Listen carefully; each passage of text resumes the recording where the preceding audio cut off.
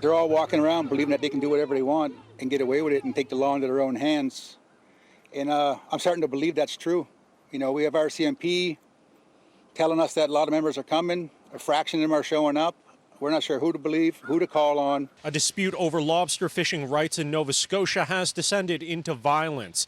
This week, non-Indigenous fishers and their supporters attacked a lobster pound holding Indigenous catches, breaking windows, destroying lobsters, and setting a van on fire.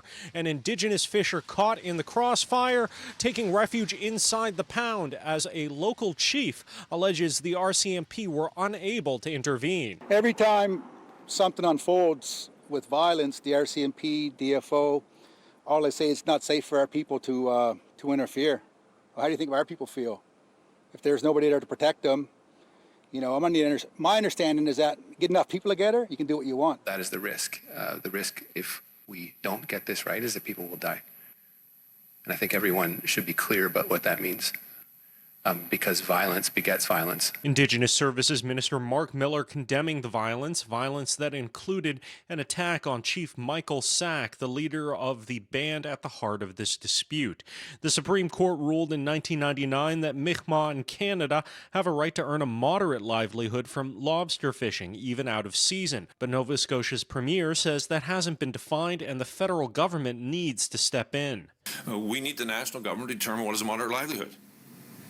That will determine what we would do around those licensings. Right now, there is no definition of that. During an impromptu talk between Chief Sack and commercial fisher Joel Comeau, both seemed to agree that the tension has to end, while Comeau suggested it might be better if the government removed itself from talks.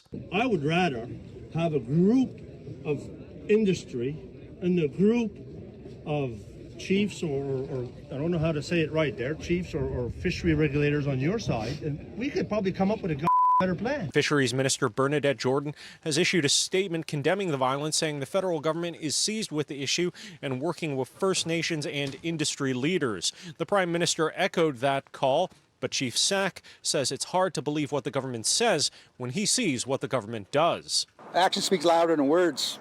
You know, they're sitting in their office, safe as can be, saying, we need safety out here. Send enforcement down. Like, do your job. Protect Canadians. We're all Canadians. In Ottawa, Xiaoli Lee, City News.